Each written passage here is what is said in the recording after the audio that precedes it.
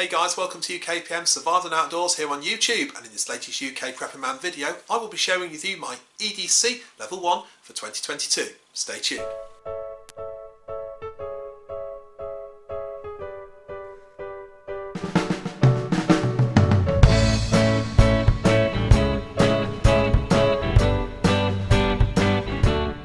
So here we are in another video guys, thanks for joining me, stopping by, and if you've stumbled across my channel for the first time, welcome.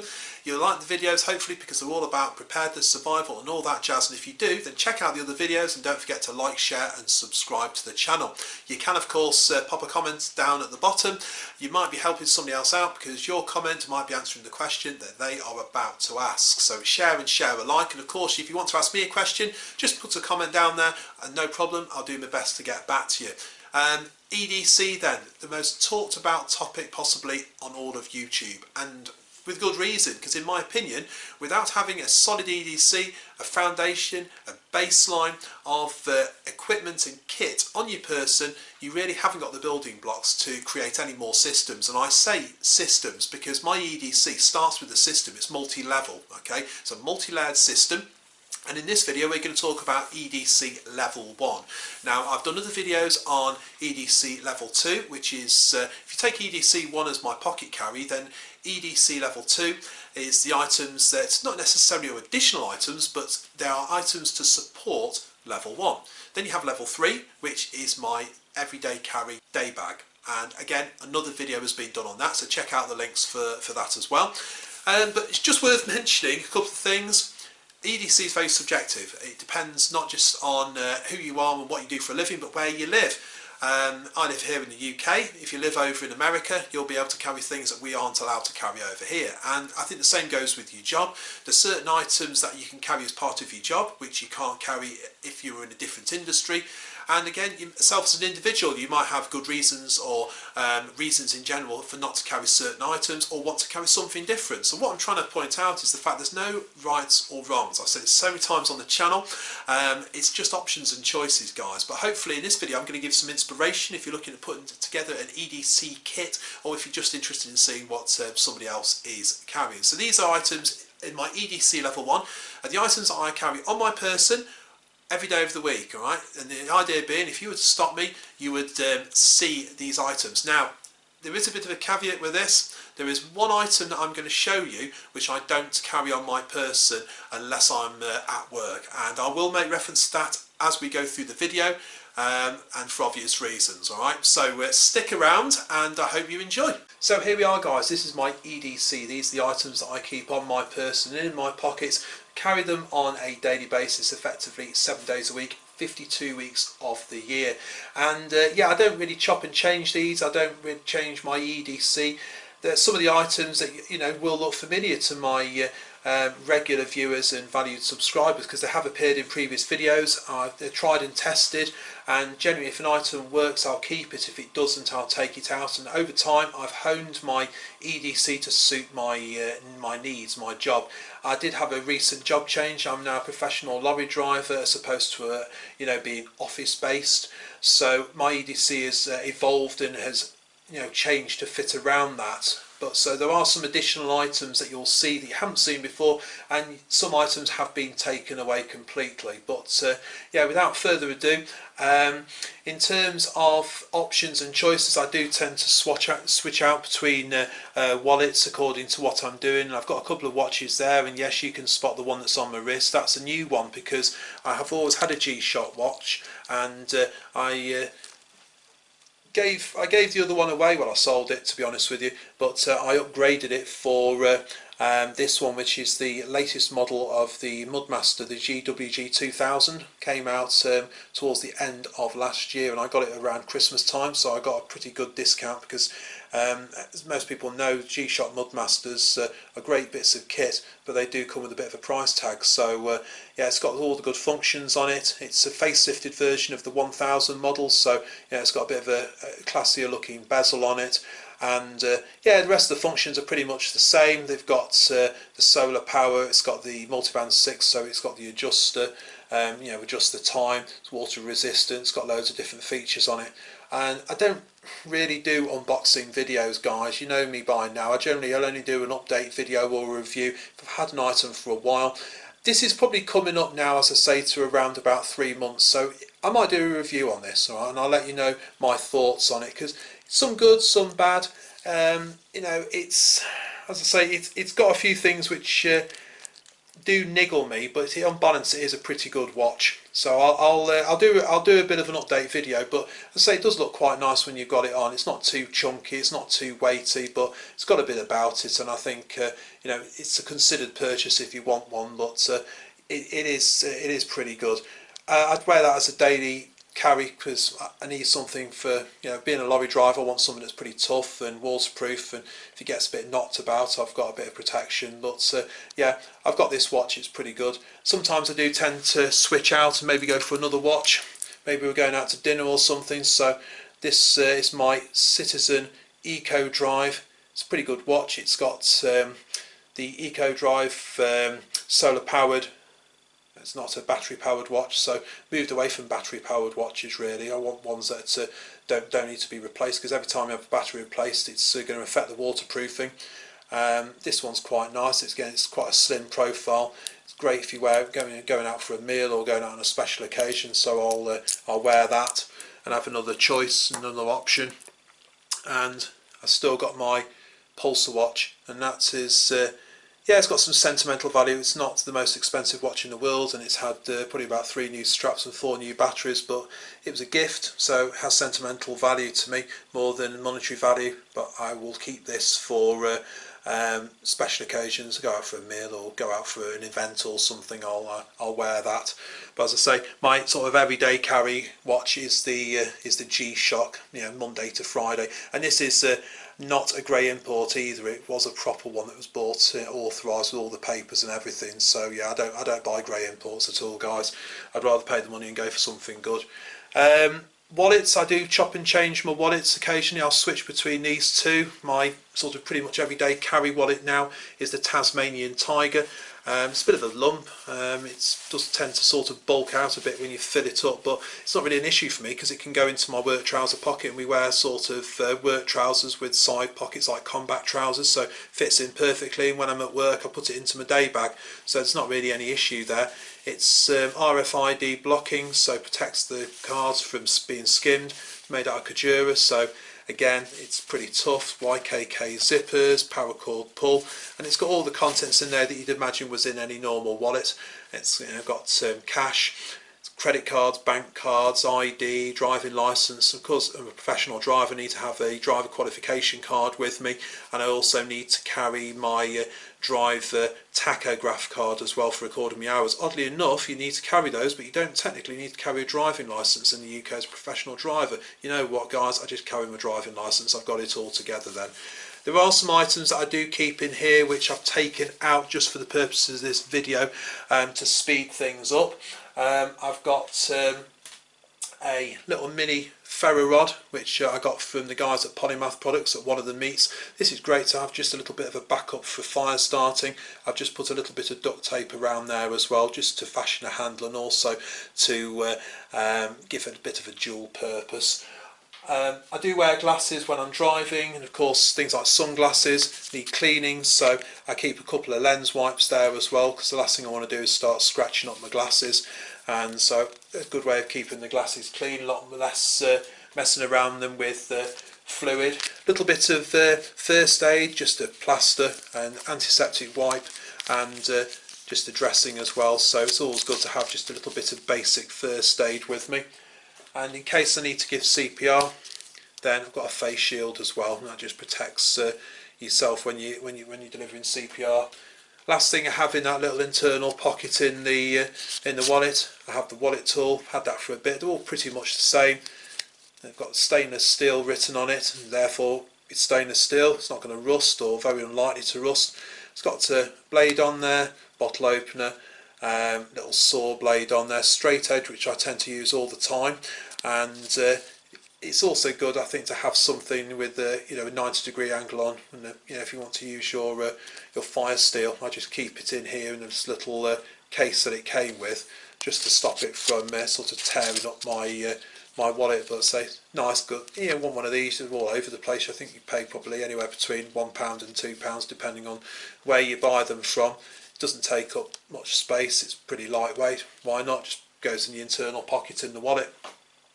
On occasion I will switch out for the Life Venture wallet. Maybe we're going out somewhere, maybe I'm wearing a jacket and I want something that's a bit more discreet, a bit more of a slimmer profile. This one's still got decent quality zips on it, it's still got the RFID blocking, but it's just a little bit smaller. I can get most of the essentials in that I need into that. Obviously there's going to be some exceptions, I can't get absolutely everything in, but it's just good if I want to put some cards and a bit of money in there and we're going out maybe for a meal, or for whatever reason I just want to have a different option. So yeah, that's a Life Venture wallet, and I will normally use that one daily. Occasionally I'll use this one as well, but these are pretty cheap. I'm not sure if you can still get the Tasmanian Tiger one now, but if you do a search online you can have a look if you fancy one like that. Mobile phone, pretty much everyone's got a mobile phone now, and the majority of them are smartphones. So yeah, primary communication device. Guess what? It's not an iPhone. Guess what? Still not got any plans to get an iPhone. This one's another Android one, but it's not a Motorola. I couldn't get one when I came to upgrade, so I got this one, which is the Samsung Galaxy S20 FE, and yeah, I've got it in a decent quality case. I plumped for a Spigen case for a bit of additional protection, along with the 9H tempered glass screen protector. I also managed to find some toughened screen protectors for the cameras at the back, which is quite good because, not being too neurotic, I do want to protect the items I've got, and it only takes something to drop on the screen or onto the camera and you've damaged your phone, and I've got this for a bit, so it's pretty good. I've got unlimited data on it, so I can use all the apps when I'm driving, things like the sync for my sat nav. I've got an app that syncs through the phone for that, so I can get travel news up there. I've got one for the highways as well, numerous other things, regular apps as well. So the unlimited data really does help with that. You're never going to get a big bill then. I've got power bank and charging leads and a little headphone adapter in my near person EDC, which you've seen before, but it's due for an upgrade, so guess what, there'll be another video out about that. I've also got some additional storage. You've got 128 gig of internal storage on this. I've also got 256 gig SD card in there as well. So yeah, and my advice is if you're buying any SD cards, go for a proper brand. Don't buy cheap ones online because they'll only go corrupt and you'll lose your data. And make sure you transfer your data over onto your PC or something like that as well, because all of them can fail at some point. All right. So yeah, that's just my little 2p worth about SD cards and mobile phones. But yeah, got charging cables and all that equipment in my near person EDC. And just coming to the top here, I've got my keys, and guys, I use the key bar. I bought this some time ago, and it's getting a bit beaten up now. It keeps getting dropped, and it's solid copper as well, so it's pretty heavy. But if you want one, and you don't want one that's like this, you can get different finishes. I think they do an aluminium one and a few other ones. Just search them online. But the great is to keep all your keys together. You can just flip them out. Some keys won't fit in there, so consequently I've just got them on the little free key, and just for the purposes of the video I've taped them up just for some privacy. So yeah, I've got some additional keys there. I've also got my trusty old Phoenix EO5 keyring torch. I've had this for quite a while now. 85 lumen from 1 AAA battery. You know what, I said I wasn't going to do unboxing videos. I'm going to be doing an unboxing video about a new torch. I've just got one. I'm not going to give you a clue of what I've got, but yeah, I've got a new torch, so I'm going to give you an update video about that at some points. But for now it's the EO5. Watch your space for an updated torch, but it's always worthwhile if you've got space on your keyring to have one. And aside from that, the only other things I've got on there are my car keys, and I've got a Rescue Me as well, which if you've seen these before, these are absolutely a complete no-brainer not to have one, because it's got your seatbelt cutter and it's got your window punch there as well. I think these are less than £10 if you search online for them. They're called a Rescue Me, and yeah, ideal if you get involved in an accident and you need to get out of your vehicle, then having the ability to do that is essential. And all that, because it weighs quite a lot, I've got it on detachable magnets there, so little super strong magnets, so I can go into my vehicle, I can take these off, I can drive the vehicle, when I park up, reattach it, you know what, everything stays together. And like my wallet, this comes into my day bag once I've actually at work, because last thing I want to be doing is be 200 miles away from the yard, realise I've dropped my keys somewhere, get back, can't get into my vehicle, can't get into my property. Aside from that, I don't really put anything else on the key ring. I'm not going to fill the key ring up with loads of stuff. You can put loads and more gadgets on there, but most of that I can spread around with, you know, kit. And again, it's how it works for yourself as an individual. Pocket tissues, yeah, we all know what pocket tissues are. Zippo lighter, yeah, I have a Zippo as opposed to a butane lighter. It's always good to, whatever you have, to have some method of starting fire. And anyone who knows about Zippo lighters know that they do evaporate the fuel right when you want to use it. So a little Ranger band or bicycle inner tube just over it, you know, tries to, you know, minimise that evaporation process. It's also additional fire starting capability. But yeah, I've had that for a bit now, and it's always good to have a Zippo lighter. Just come out of winter, and I'm still using lip balm. I've moved on to this stuff, Burt's Bees. It's a lot better than the stuff I was using before. I was using another branded product which I just didn't really like in the end. I wanted to go for something that was a little bit more natural with the ingredients, and yeah, I chose this, and yeah, it's worth paying the extra. I've got quite a good stock of it because, as you can see, I run out of it quite quickly, and it's getting a little bit grubby because, you know what, this is EDC and it's used stuff, so yeah, it's getting a bit mucky here and there, but I do use it every day, and I sort of try and stock up on stuff like this because when you run out you want to just be able to switch out and get stuff, you know. So lip balm's pretty good. Trusty old Swiss Army knife. I've had this for years as well, and these are great because you can get one to suit every price point, and they are UK legal, they don't lock, they've got a slip joint, so there's no issues with carrying them. They're completely UK legal, but being in the red scales or coloured scales, they're also very sheeple friendly. If you get one of these out, you're not going to offend anybody, you're not going to upset anybody. Everyone's seen a Swiss Army knife, and they're, you know, generally accepted to be carried. And this is a proper one made by Victorinox. So yeah, you can get different size ones. Maybe I'll upgrade this at some point and go for something else. I think the scissors are getting a little bit worn on this now, but you know, I've had it for a few years. Right, pocket knife. This is new.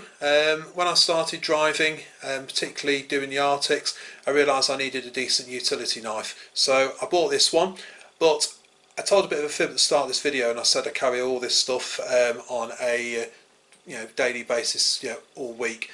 I don't carry this all week, and the reason, guys, is because it's not 100% UK legal.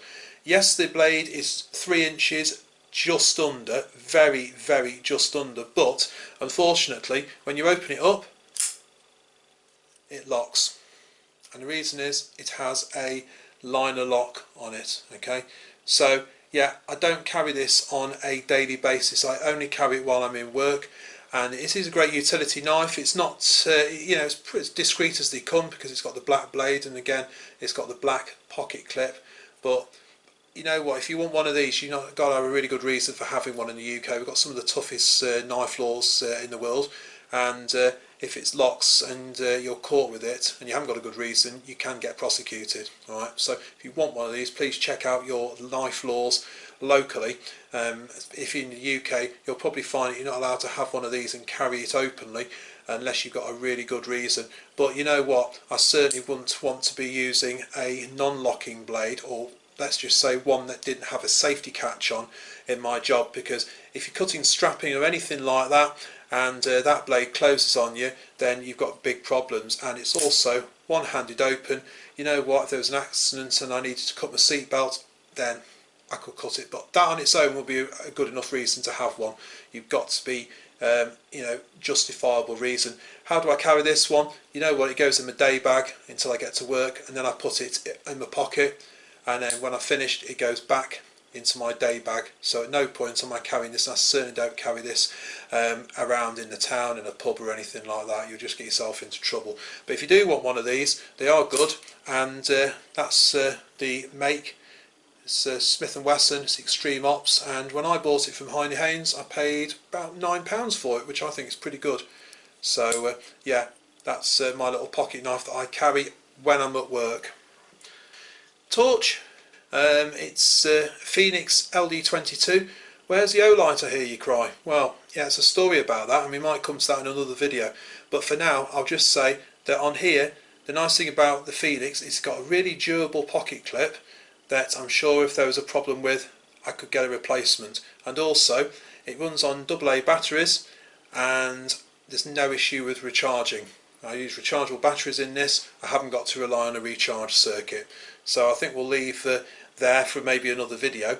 But it's the 2015 model, which means it's got the 300 lumen brightness, which is perfectly adequate for what I use it for. I use it for my daily vehicle checks, and it's fine because it can go into the side pocket on my trousers absolutely perfectly. It's a nice deep pocket clip as well. So yeah, I went back to the Phoenix instead of the O-light. I've still got the O-light, but as I say, it doesn't form part of my EDC anymore, unfortunately. So there you go.